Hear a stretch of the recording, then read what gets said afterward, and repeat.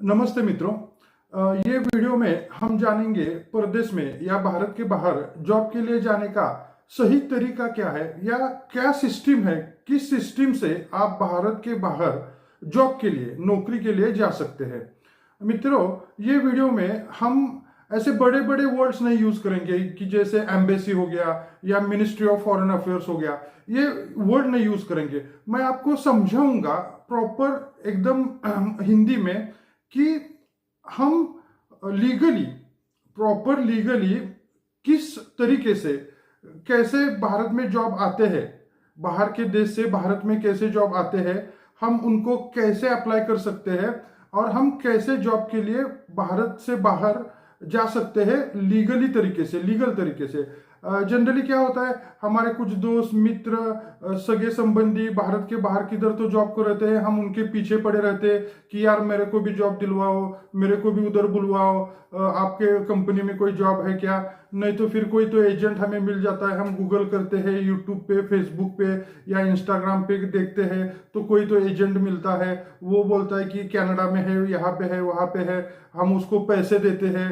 और बहुत से मीन्स ऐसा एक रिपोर्ट बताती है कि रोज 1 करोड़ रुपए का फ्रॉड का नोंद होता है पुलिस में, कि नौकरी दिलवाता हूं करके हमें फंसाया करके। तो प्रॉपर तरीका क्या है भारत के बाहर नौकरी को जाने का, ये हम ये वीडियो में समझने वाले हैं। चलिए वीडियो स्टार्ट करते हैं। तो सबसे पहले ये जान लो कि हर एक देश में दूसरे देश का एक ऑफिस है, ऑफिस होता है। जैसे कि इंडिया में पूरे सब वर्ल्ड के जितने भी देश है उन सब का ऑफिस है। हाँ, ज्यादा करके ये ऑफिसेस बम्बई में, सॉरी दिल्ली में है, ठीक है। उसको अंग्रेजी में या एम्बेसी बोला जाता है, हम उसको एम्बेसी वगैरह नहीं बोलेंगे। मैं आपको एकदम सिंपल हिंदी में समझाऊंगा कि प्रॉपर वे क्या है, ठीक है। तो ये सब देश के ऑफिस हमारे भारत में दिल्ली में है। वैसे ही भारत का एक ऑफिस सब देशों में होता है। जैसे आप दुबई में लो, आप कनाडा में लो, आप ऑस्ट्रेलिया में लो या अमेरिका में लो, इंग्लैंड में लो, जितने भी देश है, रशिया है, हाँ, वहां पे भारत का एक ऑफिस रहता है। हाँ, और वहां पे अपने एक आदमी जिसे राजदूत बोलते हैं, ठीक है। समझो कि इंडिया है, इंडिया का कैपिटल दिल्ली है, राजधानी दिल्ली है, तो दिल्ली में सभी देशों के ऑफिस है। और हमारा भी ऑफिस पूरे वर्ल्ड में, जग में जितने भी देश है, हाँ, जिनके साथ में अपना टाइप है, ऑलमोस्ट सभी के साथ में इंडिया का टाइप है, वहां पे अपना इंडिया का, भारत सरकार का वहां पे ऑफिस है। वहां पे अपना एक आदमी, बहुत उनका वहां पे स्टाफ रहता है, उसको हम राजदूत बोलते हैं, ठीक है। ये आप पहले समझ लो, एकदम आसान भाषा में मैं आपको बता रहा हूं कि ये समझ लो कि भारत है, इंडिया है, वहां पे पूरे वर्ल्ड के ऑफिसेस है दिल्ली में। वैसे ही भारत का ऑफिस पूरे वर्ल्ड के सभी देशों में, सभी बोले तो ऑलमोस्ट सभी, कुछ उसका ये है, कम है कुछ, लेकिन आप एक ये जान लो कि जहां पे हम जाना चाहते हैं नौकरी को, जिस देश में हम जाना चाहते हैं उस देश में हमारा इंडिया का भी ऑफिस रहता है, होता है। हाँ, जिसे अंग्रेजी में एम्बेसी बोलते हैं, लेकिन हम साइदा बोलेंगे कि हमारा ऑफिस, इंडिया का ऑफिस वो देश में है, ठीक है। तो अभी जॉब कैसे निकलते हैं या जॉब कैसे आते हैं, समझो, हम ये एग्जाम्पल के लिए हम लेते हैं कि दुबई, ठीक है। दुबई में अपना इंडिया का एक ऑफिस है। दुबई में क्या, वहां पे जो बड़ी बड़ी कंपनीज है, हाँ, वहां पे क्या होता है, वहां पे ज्यादा करके क्रूड ऑयल का प्रोडक्शन होता है, ठीक है। एक सब एग्जाम्पल के लिए चल रहा है, आप समझ लो पहले कि प्रॉपरली जॉब हमें कैसे आती है, कैसे, किस तरीके से हम लीगली वहां पे अप्लाई कर सकते हैं और बिना पैसे के, क्यों ज्यादा पैसा मत नहीं खर्च करके हम, और कितना पैसा खर्च होगा ये भी मैं आपको बाद में बताऊंगा, ठीक है। तो समझो कि दुबई में एक बड़ी कंपनी है जो कि तेल निकालती है जमीन से। तो वहां पे एक ये भी एक बात जान लो आप कि वहां पे कोई एक जॉब वैकेंसी, 2 जॉब वैकेंसी ऐसा कभी नहीं निकलता। अगर ऐसा कोई आपको बता रहा है तो वो गलत चीज हो सकती है कि बाबा दुबई में एक कंपनी है, वहां को एक मैकेनिक चाहिए, ऐसा कभी नहीं रहता है। ये बात समझ लो, ठीक है।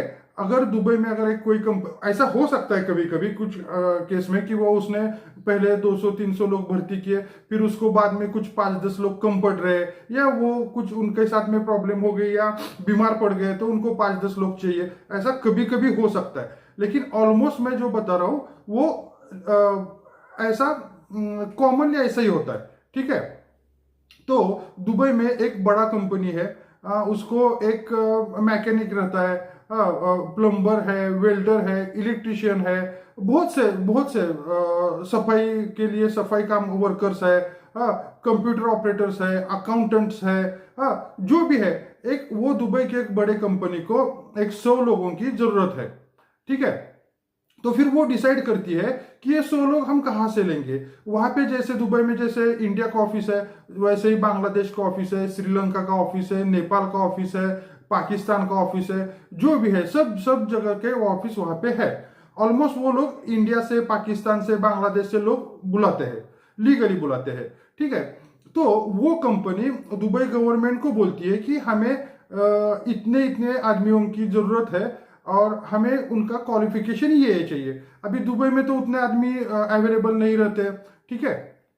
तो फिर वो गवर्नमेंट जो है दुबई का, वो अभी समझो इंडिया से उनको एक 100 मैकेनिक बुलाने के हैं, ठीक है। और उनका क्वालिफिकेशन ये है, जो भी क्वालिफिकेशन है ये हम बाद में जानेंगे कि कैसा क्वालिफिकेशन, क्या उधर जरूरत है, आपका क्या जा सकते हैं।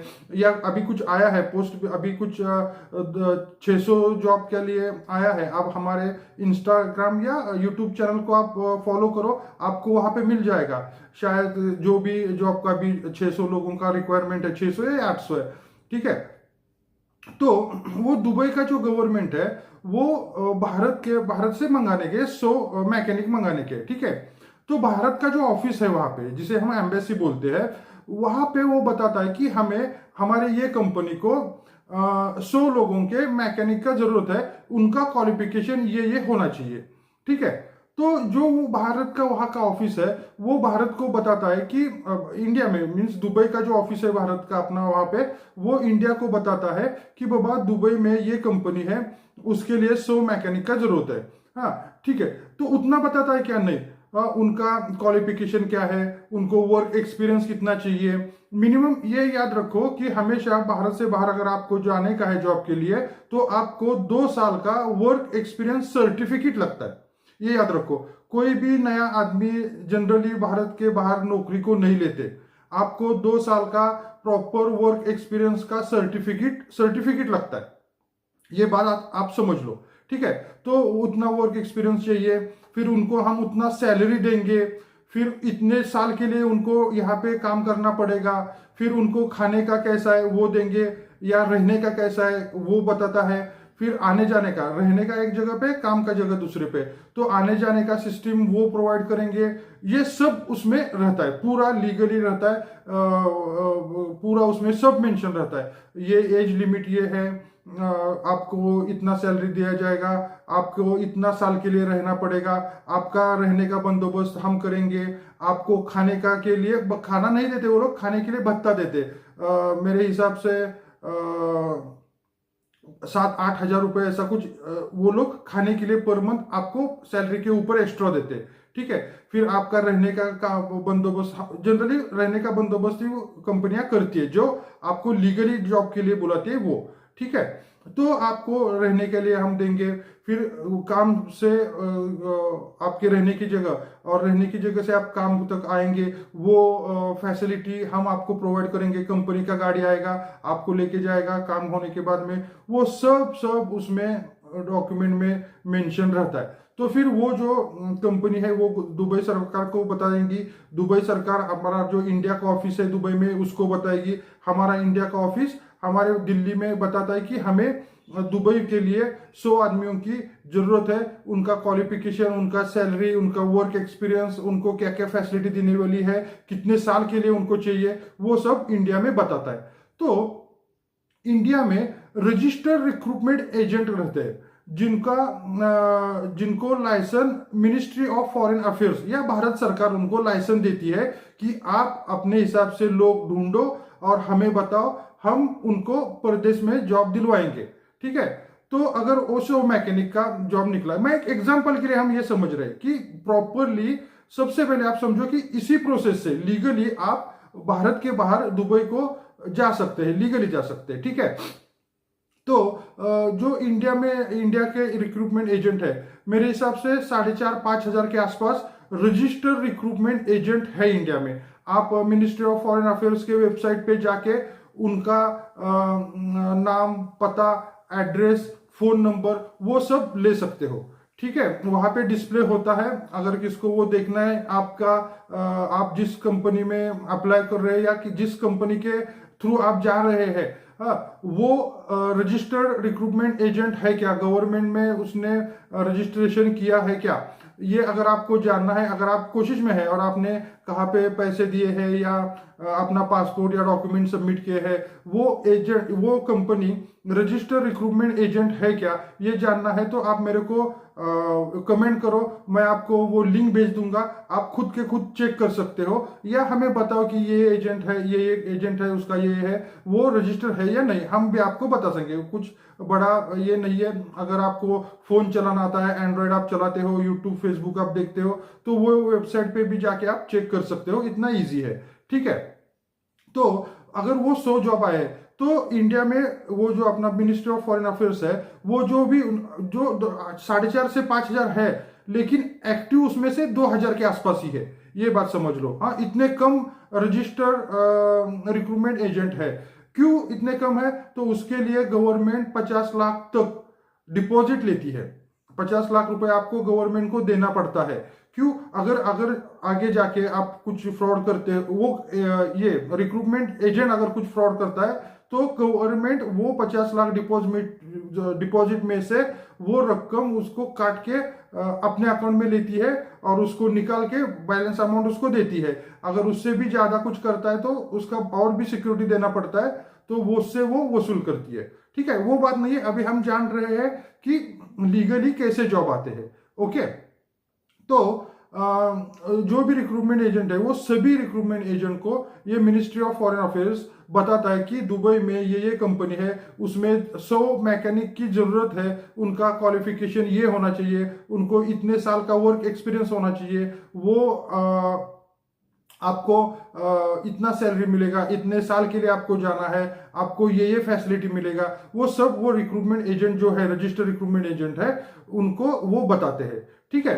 तो फिर जो भी रजिस्टर्ड रिक्रूटमेंट एजेंट है, उनके पास में आपको अपना नाम, फोन नंबर, आपका पासपोर्ट किसी को भी ओरिजिनल आप मत दो, ये बात समझो। पासपोर्ट का फोटो कॉपी, सभी का फोटो कॉपी आप अपने रिक्रूटमेंट एजेंट के पास में दो, और आप किस फील्ड में जॉब करना चाहते हैं। अगर आप मैकेनिक ही हो, मैकेनिक बहुत तरीके के मैकेनिक कहते हैं, हम एक एग्जांपल के लिए बोल रहे हैं कि कंपनी में मैकेनिक चाहिए, ठीक है। तो आप मैकेनिक हो और वो पोस्ट के लिए आपको आप फिट बैठ रहे हो, ठीक है। तो फिर आपको वो रिक्रूटमेंट एजेंट बुलाता है, ठीक है। आपका सभी डॉक्यूमेंट ओरिजिनल लेता है आपके पास से, और आप जिस भी राज्य से बोल रहे हैं, उसके राजधानी में एक दिन आपको तय किया जाता है कि 100 लोगों को, अगर 100 लोग जॉब के लिए चाहिए तो वहां पे 200-500 लोग आएंगे। ये मेरा बात समझो। अभी यहां से आप समझो कि आपका रिक्रूटमेंट एजेंट पक्का है या कुछ फ्रॉड करना चाहता है, ठीक है। तो जब भी आपको कॉल आएगा, तो आपके साथ में आप अकेले नहीं होंगे, 200-500 लोग होंगे। समझो 100 लोगों को जॉब देना है, तो क्या 100 लोगों को ही नहीं बुलाएगा, वही 100 लोगों को लेके नहीं जाएगा। हाँ, आप अगर वो जॉब के लिए फिट बैठते हो, तो आपका रिक्रूटमेंट एजेंट आपको कॉल करके बुलाएगा कि बाबा आप मैकेनिक हो, आप दुबई में जाना चाहते हो, आपका प्राइस, आपका सैलरी का एक्सपेक्टेशन ये है, तो ये कंपनी है, अगर आप इंटरेस्टेड हो तो 3 तारीख को, 4 तारीख को, जो भी डेट को आपके राज्य के राजधानी में ये एड्रेस पे इंटरव्यू है, आप आ जाओ, ठीक है। तो आपको वहां पे आपके सभी ओरिजिनल डॉक्यूमेंट लेके जाने के हैं, ठीक है। तो वो ओरिजिनल डॉक्यूमेंट वहां पे देके आपको वहां पे इंटरव्यू देना पड़ता है। और वो इंटरव्यू कौन देता है? ज्यादा करके दुबई से जो कंपनी जॉब के लिए एप्लीकेशन पूछ रही है, मंगा रही है, वो कंपनी के बंदे, वो कंपनी के लोग वहां पे आते हैं और आपका प्रॉपर इंटरव्यू होता है। और आपका अकेले का नहीं होता है। अगर आप गए कि कभी इंटरव्यू देने के लिए, या आपने पुलिस भर्ती, ये भर्ती, गवर्नमेंट का भर्ती देखा रहेगा, कितनी सारी भीड़ रहती है, वैसे ही सेम भीड़ वहां पे भी रहती है। अगर आपको छोटा सा ऑफिस में किधर तो बोला कि एक टेबल का ऑफिस है, रिक्रूटमेंट एजेंट के पास में बड़ा